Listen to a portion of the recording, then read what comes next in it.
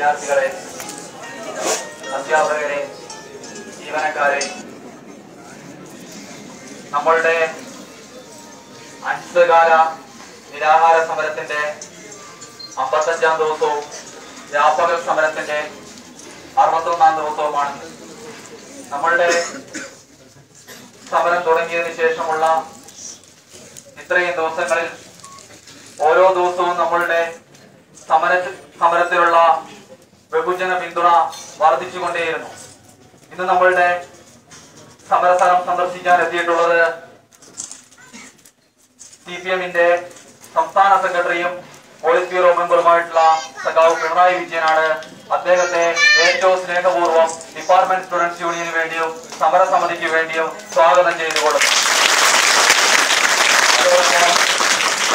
CPM-ന്റെ സംസ്ഥാന secretariat member സഖാവ് VV Dakshinamurthy, CPM-ന്റെ Malappuram ജില്ലാ സെക്രട്ടറി സഖാവ് PP വാസുദേവൻ, CPM-ന്റെ കോഴിക്കോട് ജില്ലാ സെക്രട്ടറി TP രാമകൃഷ്ണൻ, CPM-ന്റെ മലപ്പുറം ജില്ലാ സെക്രട്ടേറിയറ്റ് മെമ്പർ സഖാവ് വേലായുധം പള്ളിക്കുന്ന്, SFI-യുടെ സംസ്ഥാന സെക്രട്ടറി സഖാവ് TP ബിരീഷ്, DYFI-യുടെ ജില്ലാ സെക്രട്ടറി, ജില്ലാ പ്രസിഡന്റ്, മുഴുവൻ വിദ്യാർത്ഥികളെയും അതേപോലെ തന്നെ അധ്യാപകരെയും ജീവനക്കാരെയും ഒരിക്കൽ കൂടി ഏറ്റവും സ്നേഹപൂർവ്വം ഡിപ്പാർട്ട്മെന്റ് സ്റ്റുഡൻസ് യൂണിയന് വേണ്ടി സ്വാഗതം ചെയ്തുകൊണ്ട് ഈ സമരത്തെ അഭിസംബോധന സംസാരിക്കുന്നതിന് വേണ്ടി സഖാവ് പിണറായി വിജയനെ ഏറ്റവും സ്നേഹപൂർവ്വം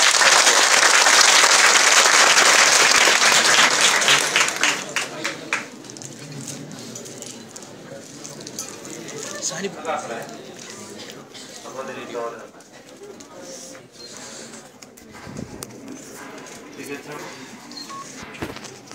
ന്യായമായ ഒരാവശ്യം ഉന്നയിച്ചുകൊണ്ടുള്ള സമരമാണ് ഇവിടെ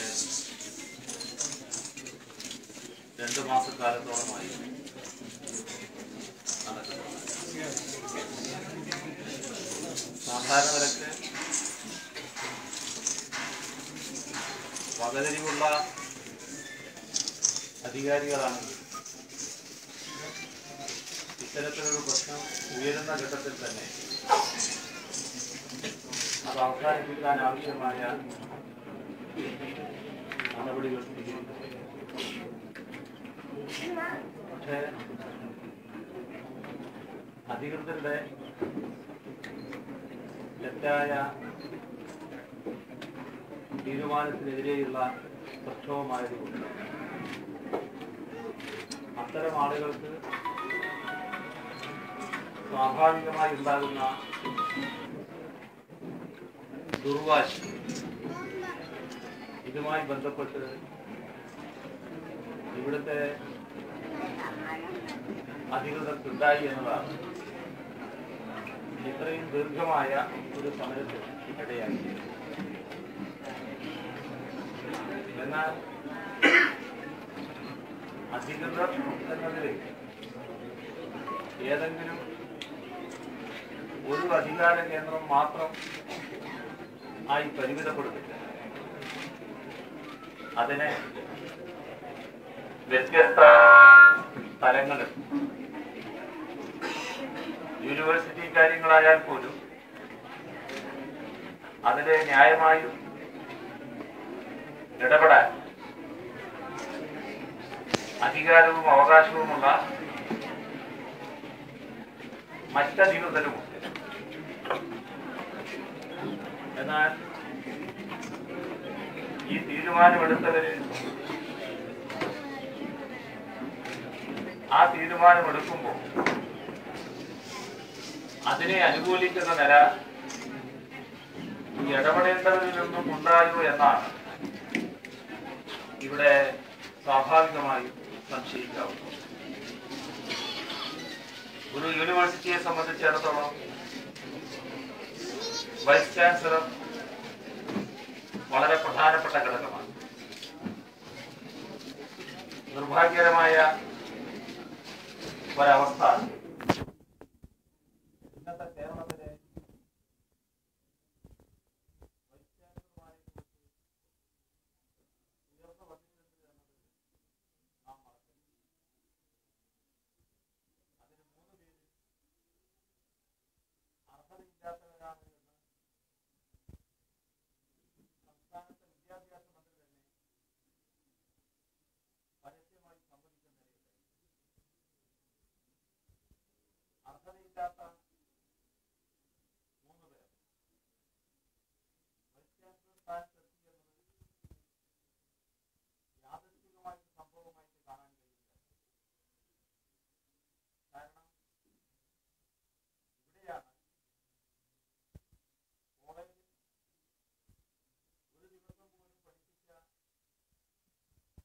അനുഭവമില്ലാത്ത ഒരാളെ വൈസ് ചാൻസലറായി നിയമിക്കാൻ വിദ്യാഭ്യാസ മന്ത്രിയുടെ ഭാഗത്തു നിന്ന് തന്നെ നീക്കങ്ങളുണ്ടായി. കേരളീയ സമൂഹത്തിന്റെ ശക്തമായ എതിർപ്പുയർന്നപ്പോഴാണ് ആ നീക്കത്തിൽ നിന്ന് പിന്മാറിയത്. അല്ലെങ്കിൽ ഈ യൂണിവേഴ്സിറ്റി നമ്മുടെ രാജ്യത്താകെയുള്ള യൂണിവേഴ്സിറ്റികളുടെ മുന്നിൽ സാധാരണഗതിയിൽ സ്വീകരിക്കാൻ പാടില്ലാത്ത മാതൃക സ്വീകരിച്ച ഒരു യൂണിവേഴ്സിറ്റിയായി തീരുമാനിച്ചു. എന്നാൽ തുറന്ന് ഇവിടെ വന്ന വൈസ് ചാൻസലർ അദ്ദേഹം സ്വീകരിച്ച നടപടികളിലൂടെ ഓരോ ഘട്ടത്തിലും കൂടുതൽ കൂടുതൽ വിവാദങ്ങളിലേക്ക് ചെന്ന് പിടിക്കാനുണ്ടായി. ആ കാര്യങ്ങളിലേക്കൊന്നും ഇപ്പോ ഞാൻ വിശദമാക്കി പോകുന്നില്ല. ഇവിടെയുള്ള എല്ലാവർക്കും അത്തരം കാര്യങ്ങൾ നല്ലതുപോലെ അറിയാവുന്നതാണ്. അവസാനം കേരളത്തിലെന്നല്ല രാജ്യത്തെവിടുത്തും യൂണിവേഴ്സിറ്റി സിൻഡിക്കേറ്റ് നടത്താൻ പാടില്ലാത്ത കാര്യങ്ങൾ ഇവിടുത്തെ സിൻഡിക്കേറ്റിൽ നടക്കുന്ന നിലയില്ല.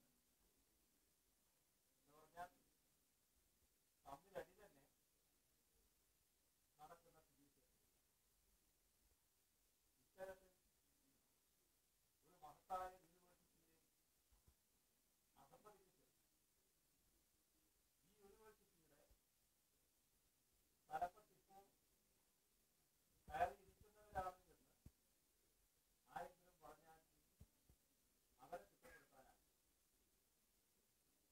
ഇതെല്ലാം കൂടിച്ചേർന്നതാണ് നിങ്ങളിവിടെ 2 മാസത്തോളമായി നടത്തുന്ന ഈ സമരത്തിനിടയാക്കിയിരുന്നത് നാം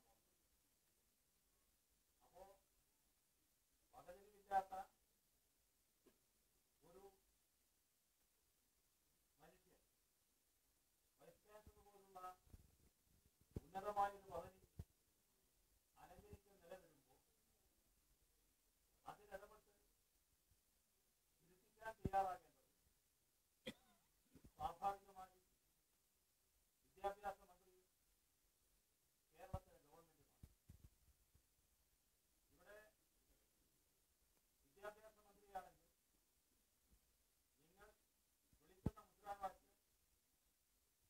അദ്ദേഹത്തിന്റെ ചെറുതിൽ നേരെ എത്തുമാറുള്ള അകലത്ത് താമസിക്കുന്നതാണ്.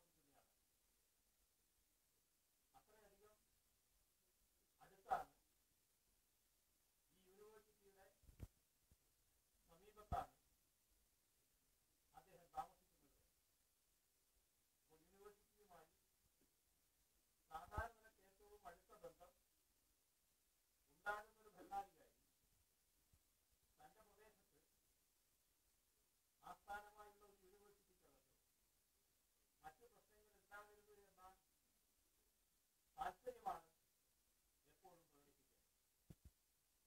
പകതിരിവില്ലായ്മയുടെ കാര്യത്തിൽ വൈസ് ചാൻസലറാണോ നമ്മുടെ വിദ്യാഭ്യാസ മന്ത്രിയാണോ മുന്നിൽ നിൽക്കുന്നത് എന്ന കാര്യത്തിൽ അവർ തമ്മിൽ മത്സരിക്കുന്നതുകൊണ്ട് ഇവിടെ നിങ്ങൾക്ക് 2 മാസത്തോളം സമരം നടത്തേണ്ടി വന്നു എന്നതാണ് ഉണ്ടായിട്ടുള്ള അനുഭവം. ഇപ്പോ നേരത്തെയുള്ള കാര്യത്തിൽ നിന്ന് അതേ നിലപാടിൽ നിന്നുകൊണ്ട് പോകാൻ കഴിയില്ല എന്ന് ഇതിനിടയാക്കിയവർക്ക് ബോധ്യമായിട്ടുണ്ട്.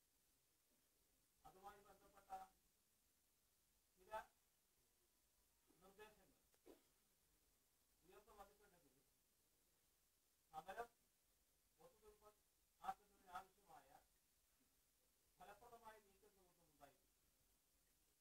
അപ്പോൾ ന്യായമായ ആവശ്യം ഉയർത്തിക്കൊണ്ട് നടത്തുന്ന സമരം യൂണിവേഴ്സിറ്റി എന്ന് പറയുന്നത് ഇവിടെ പഠിക്കുന്ന വിദ്യാർത്ഥികൾക്കുള്ളതാണ്.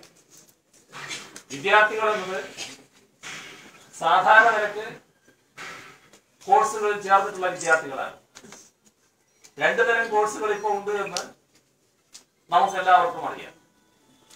സാധാരണ നിരക്ക് ഒരു യൂണിവേഴ്സിറ്റിയിൽ യൂണിവേഴ്സിറ്റിയുമായി ബന്ധപ്പെട്ട് അൺഎയ്ഡഡ് സ്ഥാപനങ്ങൾ പ്രവർത്തിക്കേണ്ടതില്ല. ഇവിടെ അത്തരത്തിൽ പ്രവർത്തിക്കുന്ന ചില വിദ്യാർത്ഥികളെ, അങ്ങനെ കോഴ്സുകളിൽ ചേർന്നിട്ടുള്ള വിദ്യാർത്ഥികൾക്ക് ഇവിടുത്തെ ഹോസ്റ്റൽ സൗകര്യം അനുവദിക്കുന്നതുമായി ബന്ധപ്പെട്ടാണ് ഡിപ്പാർട്ട്മെന്റ് സ്റ്റുഡൻസ് ശക്തമായ പ്രതിഷേധം ഉയർത്തിയിരിക്കുന്നത്. അതുമായി ബന്ധപ്പെട്ട് ഈ പ്രതിഷേധം ഉയർത്തിയ വിദ്യാർത്ഥികളുടെ ഭാഗത്ത് എന്തെങ്കിലും പഴവുണ്ട് എന്ന് ആർക്കും പറയാൻ കഴിയുന്നില്ല. അത് ഹോസ്റ്റൽ റെഗുലർ സ്റ്റുഡൻസിനുള്ളതാണ്. സാധാരണ നിരക്ക് എത്രയോ കാലമായി സ്വീകരിച്ചു വരുന്ന സമ്പ്രദായത്തിൽ നിന്ന്, കീഴ്വഴക്കത്തിൽ നിന്ന് മാറ്റി റെഗുലർ സ്റ്റുഡൻസിനെ ഒഴിവാക്കുന്ന തരത്തിലുള്ള നടപടികളിലേക്ക് ഇവിടുത്തെ വൈസ് ചാൻസലറും യൂണിവേഴ്സിറ്റിയും നീങ്ങിയത് അത്യന്തം അപലപനീയമായ കാര്യമാണ്. അതിനെയാണ് നിങ്ങൾ ചോദ്യം ചെയ്തത്.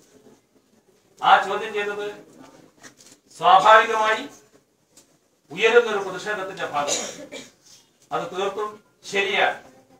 അതുകൊണ്ട് തന്നെയാണ് നിങ്ങൾ ഈ ഡിപ്പാർട്ട്മെന്റ് സ്റ്റുഡൻസ് ഒന്നിച്ച് നടത്തുന്ന ഈ പ്രക്ഷോഭത്തിന് നാടിന്റെ ആകെ പിന്തുണയുണ്ടായിരുന്നത്. എല്ലാ കോണുകളിൽ നിന്നും നല്ല പിന്തുണയാണ് നിങ്ങളുടെ ഈ പ്രക്ഷോഭത്തിനുള്ളത്. പിടിവാശിയും ദുർവാശിയും വിജയിക്കില്ല എന്നത് ബന്ധപ്പെട്ട അധികൃതർ മനസ്സിലാക്കണം. എത്രയും വേഗത്തിൽ മാന്യമായ രീതിയിൽ ഒത്തുതീർപ്പുണ്ടാക്കാൻ ബന്ധപ്പെട്ടവരുമായി ചർച്ച നടത്തുകയാണ് വേണ്ടത്. ഇവിടെ ഈ യൂണിവേഴ്സിറ്റി അതിർത്തിയിലുള്ള MLA-മാരടക്കം ഇവിടെ ഇരുന്നു കൊണ്ട് ഈ പ്രക്ഷോഭത്തിന് പിന്തുണ പ്രഖ്യാപിച്ചുകൊണ്ടുള്ള ഒരു സമരരൂപം കൈക്കൊണ്ടു. എന്നിട്ടും നമ്മുടെ സംസ്ഥാന ഗവൺമെന്റിന് യാതൊരു തരത്തിലുള്ള അനക്കവും ഉണ്ടായിട്ടില്ല. ഇവിടെ അടിയന്തരമായി ഗവൺമെന്റ് ഇടപെടണം. വൈസ് ചാൻസലറും വിദ്യാഭ്യാസ മന്ത്രിയും ഇത്തരത്തിലുള്ള നിലപാടുകൾ സ്വീകരിച്ചിരിക്കുന്നു എന്ന് കണ്ടുകൊണ്ട് തന്നെ ഗവൺമെന്റ് പൊതുവിൽ ഇടപെടാൻ തയ്യാറാകണം.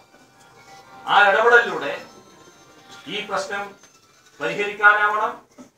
ന്യായമായ രീതിയിൽ കാര്യങ്ങൾ ചർച്ച ചെയ്ത് പ്രശ്നങ്ങൾ ശരിയായ രീതിയിൽ പരിഹരിക്കാനുള്ള മുൻകൈ മുഖ്യമന്ത്രിയും ഗവൺമെന്റും എടുക്കുകയാണ് വേണ്ടത്. ഈ പ്രശ്നത്തിൽ ഒരു തരത്തിലുള്ള അലംഭാവം ഇനി ഉണ്ടായിക്കൂടാ. 2 മാസം തികയാൻ പോകുന്നു. ഇനി അത് ദീർഘിച്ചു കൊണ്ടുപോകുന്നത് ഈ കേരളത്തിന് തന്നെ അപമാനകരമായ